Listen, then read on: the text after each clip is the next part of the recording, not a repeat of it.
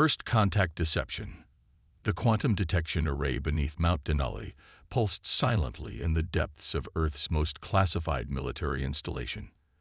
Dr. Sarah Chen stood before the massive holographic display, her dark eyes reflecting the shimmer of countless data streams. The facility, known only as Deep Haven to its select few occupants, had just detected what humanity had been preparing for over the last century: the arrival of an alien civilization. Multiple vessels detected at the edge of the Kuiper Belt announced HFY, humanity's most advanced quantum AI. Configuration matches no known human designs. Energy signatures indicate technology based on conventional fusion drives. Admiral James Rodriguez, commander of Earth's hidden fleet, stepped forward. His weathered face remained impassive, but there was a glint of anticipation in his eyes. "Show me their approach vector." The holographic display shifted, revealing a fleet of sleek, predatory-looking vessels moving with practiced precision. Their formation spoke of military discipline and confidence, the confidence of a species used to conquest.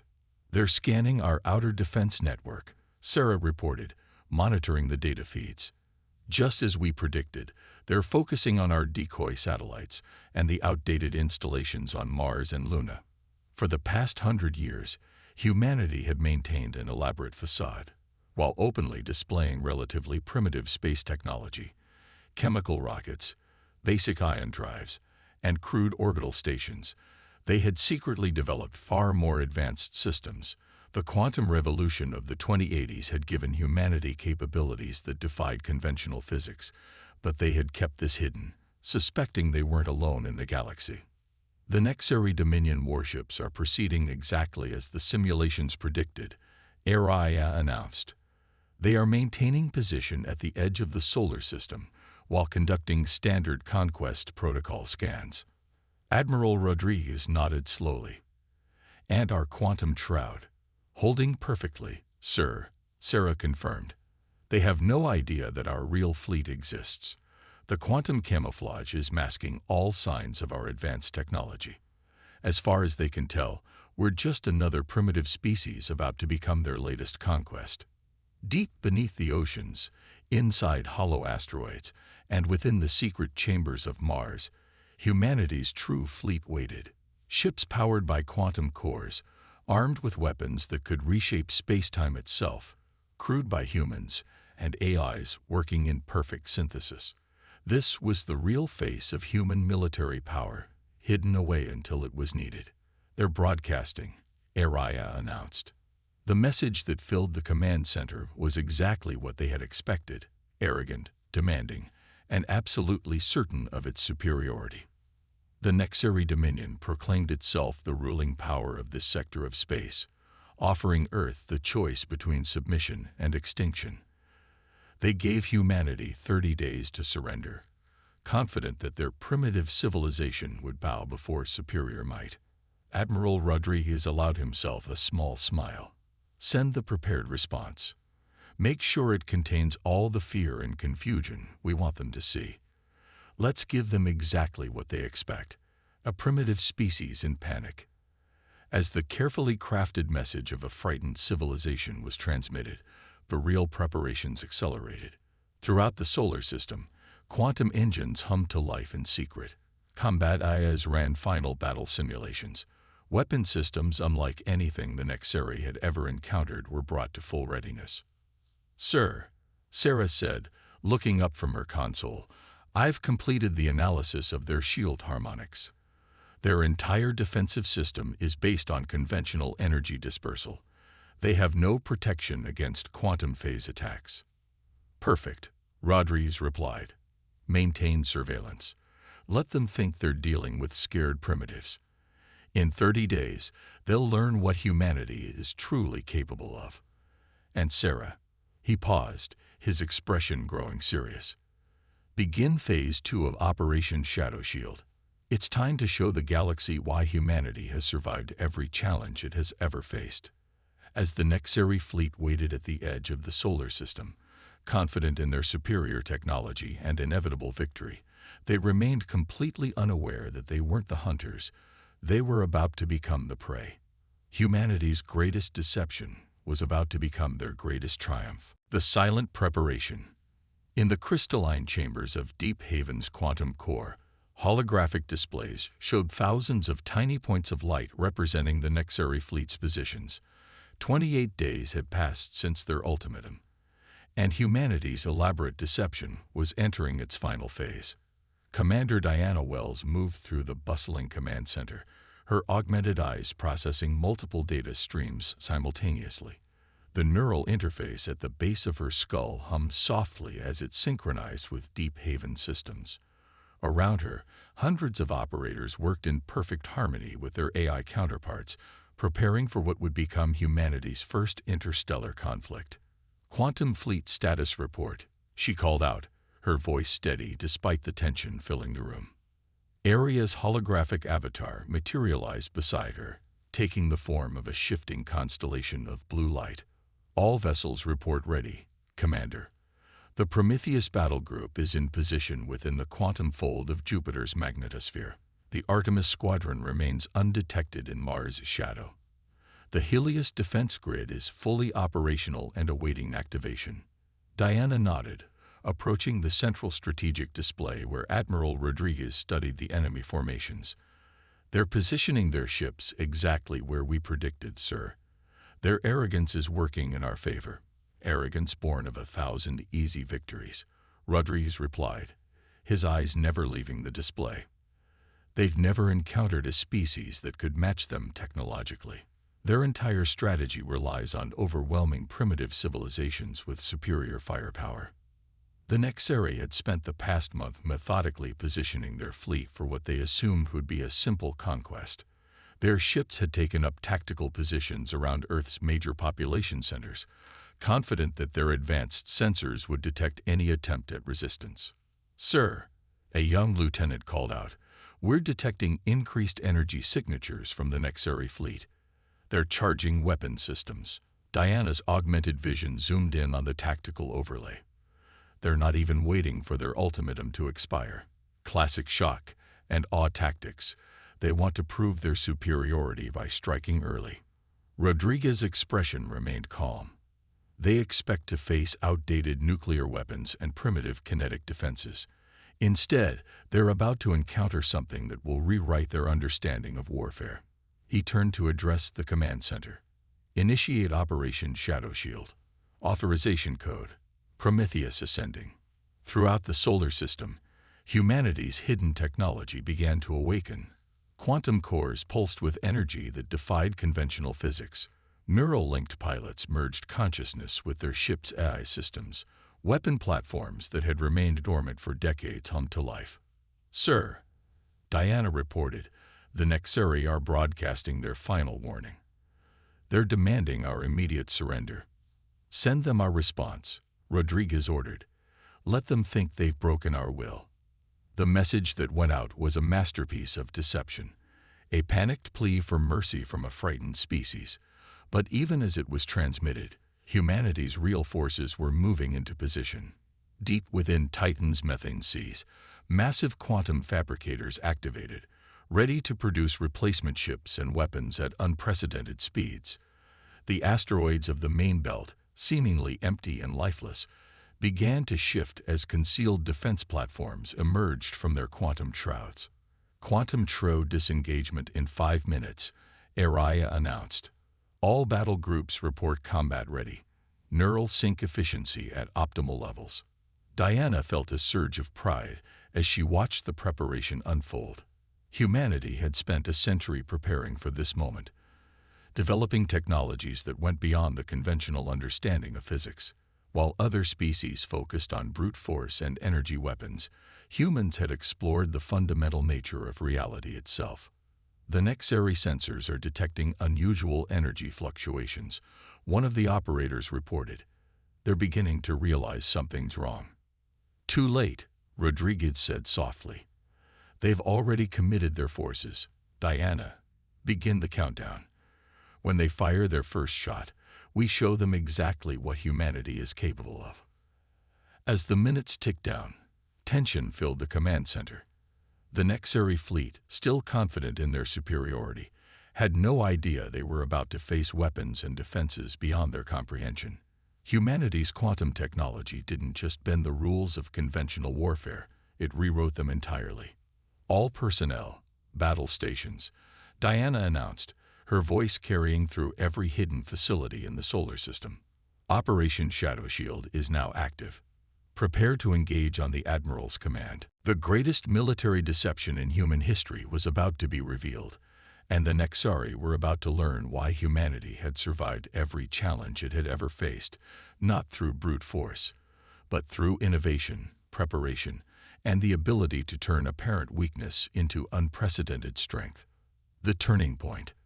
The Nexari fleet's first strike came exactly as predicted. A massive barrage of plasma torpedoes and graviton beams aimed at Earth's major defense installations. Supreme Commander Kexnar watched from his flagship's command center, expecting to witness another routine conquest. What happened next would become legend throughout the galaxy.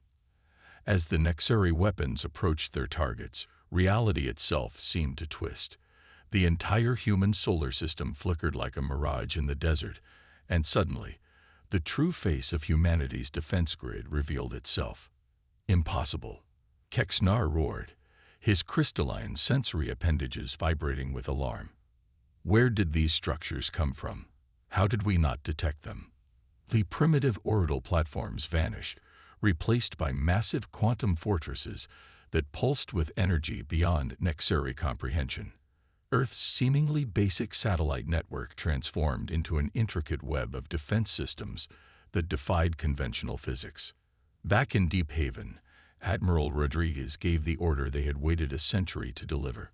All units, execute Operation Shadow Shield.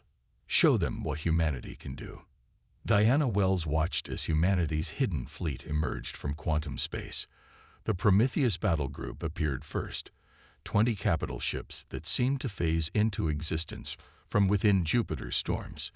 Each vessel was a masterpiece of human engineering, powered by quantum cores and crewed by neural-linked pilots working in perfect harmony with their ship A's.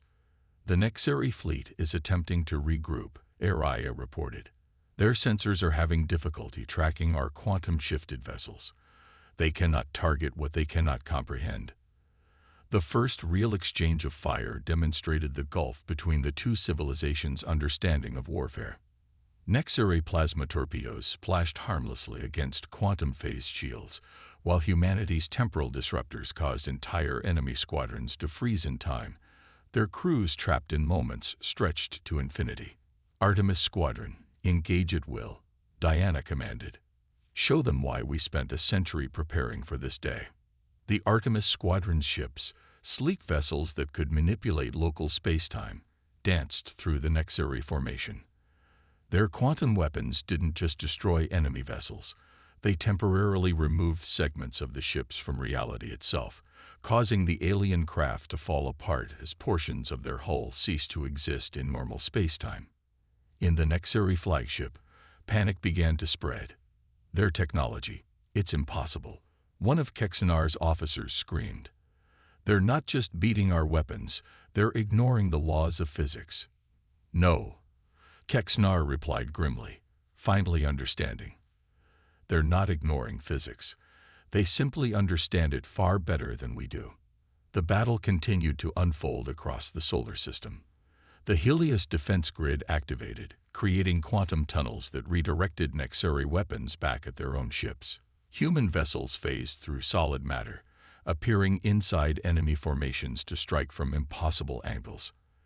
AI-driven combat systems predicted and countered Nexari tactics before they could even be executed.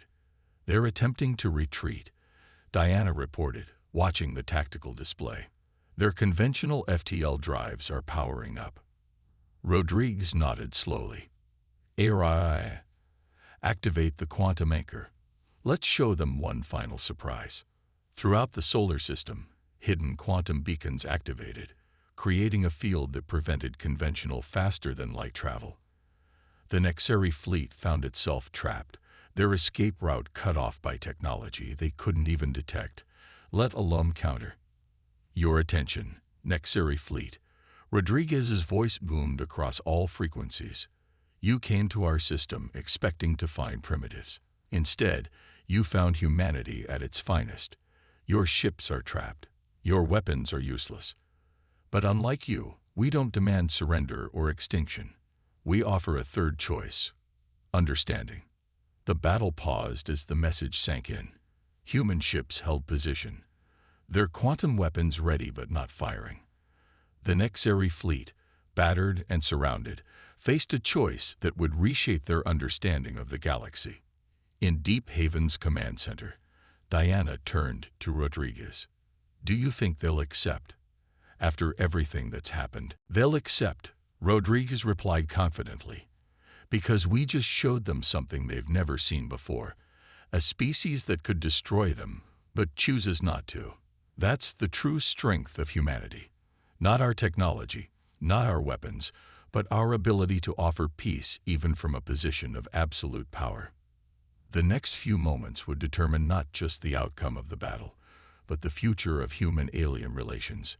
Humanity had revealed its true strength, and now it was time to show its true wisdom. Counter-strike. The quantum communication array in Deep Haven hummed as Supreme Commander Kexnar's response arrived. The once proud Nexari leader's holographic form flickered before he assembled human command staff, his crystalline features dulled with the recognition of defeat. "We," Kexnar's translator struggled momentarily, "we accept your offer of dialogue, humans. Never in the history of our dominion have we encountered such capabilities." Admiral Rodriguez stood before the alien commander's projection, his posture relaxed but commanding. "Then let's begin with understanding, Commander. Your fleet will power down its weapons. In return, we'll deactivate the quantum anchor holding you here." But even as the diplomatic exchange began, humanity's counteroffensive was already in motion.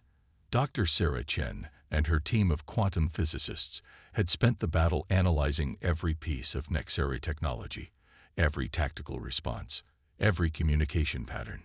Their entire empire is built on fundamental misunderstandings of quantum mechanics, Sarah explained to Diana, her hands dancing through holographic data streams. They've barely scratched the surface of what's possible. Their fastest ships are using primitive fold drives while we've mastered quantum tunneling. Throughout the solar system, human vessels maintain their strategic positions. The Artemis Squadron's ships shifted through quantum space, their sensors probing deep into Nexari territory. Araya processed the flood of intelligence data, building a complete picture of the Dominion's military capabilities and vulnerabilities. "We've detected 17 major Nexari fleet bases within our operational range," Araya reported. "Their defenses are based on the same principles as their attack fleet. They would be ineffective against our technology." Diana studied the tactical overlay, her augmented vision highlighting key strategic points. "They've built their entire defense doctrine around being the most advanced civilization in their sphere. They never considered the possibility of encountering a species that had leapfrogged their technology entirely." In the diplomatic chamber, Rodriguez continued his discussion with Kexnar. "Your empire has expanded through conquest because you never found a reason to consider alternatives. We're giving you that reason now." The Nexari commander's crystalline appendages shifted in what the AI translators identified as a gesture of resignation. "You could destroy our entire civilization." "We could," Rodriguez agreed, "but that's not humanity's way. Instead, we're offering you a choice. Not surrender, partnership." As if to emphasize his point, quantum sensors detected a massive Nexari reinforcement fleet approaching from deep space. They had no idea that humanity had detected them hours ago, or that the Helios defense grid could have destroyed them the moment they emerged from FTL. "Your reinforcements are welcome to join these discussions," Rodriguez said calmly, watching Kexnar's surprise at humanity's awareness. "In fact, we insist on it. What we have to share could benefit both our species." In Deep Haven's quantum core, Sarah's team had already begun preparing educational packages on basic quantum physics principles. "We'll start them with elementary quantum field manipulation," she explained to Diana. "Show them why their current technology is holding them back." The Prometheus battle group shifted formation, creating a quantum corridor for the approaching Nexari reinforcements. It was both a gesture of peace and a demonstration of power, showing the aliens that humanity could control the very fabric of space-time within their sphere of influence. Multiple quantum signatures detected, Araya announced. The Nexari reinforcement fleet is beginning deceleration. They're requesting permission to enter the diplomatic corridor. Diana watched as the massive alien fleet approached, their weapons powered down, their shields operating at minimal capacity. It was a sight no one in the Nexari Dominion would have believed possible a day ago. Their proudest war fleet coming in peace. Quantum analysis complete, Sarah reported. We've mapped their entire communication network. We could shut down their empire's infrastructure with a single command if we wanted to. But we won't, Rodriguez replied firmly. Because today isn't about ending an empire. It's about transforming one. He turned back to Kexanar's hologram. Commander, prepare your leadership for a revelation that will change your civilization forever. Humanity is about to show you what's really possible when you understand the true nature of the universe. The counter-strike humanity had launched wasn't one of ships and weapons, but of knowledge and understanding. In the end, that would prove far more devastating to the Nexari Dominion's old way of life than any quantum weapon could ever be. New Dawn. 3 months after the failed Nexari invasion, Earth's Deep Haven facility had transformed from a military command center into something unprecedented, an interstellar diplomatic and educational hub. The vast quantum computing chambers now hosted representatives from dozens of species, all drawn by word of humanity's revolutionary technological breakthrough. Dr. Sarah Chen stood before a diverse group of alien scientists, her holographic presentations showing the fundamental principles of quantum physics that humanity had mastered decades ago. Among her students sat several Nexari scientists, their crystalline sensory organs glowing with excitement as they grasped concepts that would revolutionize their civilization. The quantum realm isn't just another layer of reality, Sarah explained, manipulating the holographic model of interacting quantum fields. It's the foundation of everything. Your civilizations have been trying to bend the rules of physics. We learned to understand them instead. In orbit above Earth, the newly established Galactic Exchange Center hung like a shining beacon. The massive structure, built using human quantum engineering, served as a symbol of the new order emerging in this sector of space. Ships from various species, including former adversaries of the Nexari, arrived daily seeking knowledge and partnership. Admiral Rodriguez walked through the Exchange Center's main concourse with Supreme Commander Kexnar, who had become an unexpected ally in reshaping galactic politics. Your people are adapting remarkably well, Rodriguez observed. Because you gave us something no conqueror ever has, a reason to change. Kexnar replied, his translator perfectly conveying the mix of humility and hope in his voice. My people were stagnating, convinced of our own superiority. You showed us how much more we could become. In Deep Haven's quantum core, Diana Wells and ARIA monitored the transformation of galactic society. The tactical displays that once tracked enemy movements now showed trade routes, cultural exchanges, and scientific collaborations spreading across known space. Quantum technology transfer progress at 15% of planned implementation, ARIA reported. Estimated timeline for basic quantum capabilities among partner species, 3 years. Full integration, decade. Diana nodded, watching the data streams. And the defense protocols. Still in place, ARIA confirmed. While we share knowledge, humanity's most advanced quantum developments remain secured. We teach them to walk before they run. The decision to share technology had been calculated and careful. Humanity revealed enough to transform their neighbors' understanding of the universe, but maintained several generations of advancement in key areas. It was a balance between fostering growth and ensuring security. Another diplomatic delegation arriving from the Centauri confluence, an operator announced. They're requesting scientific exchange protocols.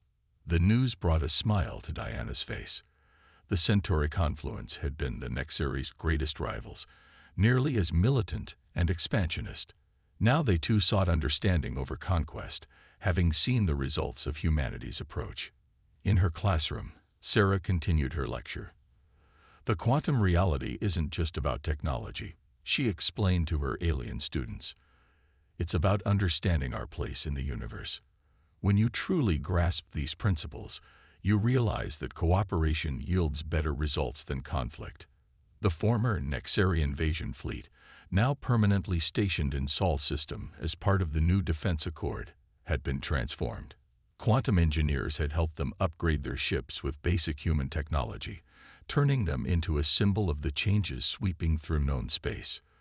Final reports from the Artemis Squadron, Diana noted, reviewing the latest intelligence. The last of the old Nexari hardliners have accepted the new accord. The transformation is complete. Rodriguez stood in the Exchange Center's observation dome, watching ships from a dozen species moving peacefully through space that had nearly become a battlefield. We spent a century preparing for war, he mused to Kexnar, only to find our greatest victory in peace. A victory that changed not just our future, but the future of every spacefaring race in this sector, Kexnar agreed. As the sun set on another Earth day, the quantum networks hummed with data and dialogue between species that had once been enemies. Humanity had emerged onto the galactic stage, not just as a powerful civilization, but as a transformative one. They had proven that true advancement comes not from dominating others, but from showing them a better way forward. In Deep Haven's quantum core, Sarah prepared for another day of teaching. Diana monitored the expanding network of peaceful cooperation, and Rodriguez oversaw the continuing transformation of galactic society. They had turned humanity's greatest defensive project into something far more powerful, a foundation for a new era of interstellar civilization. The age of conquest was over. The age of understanding had begun.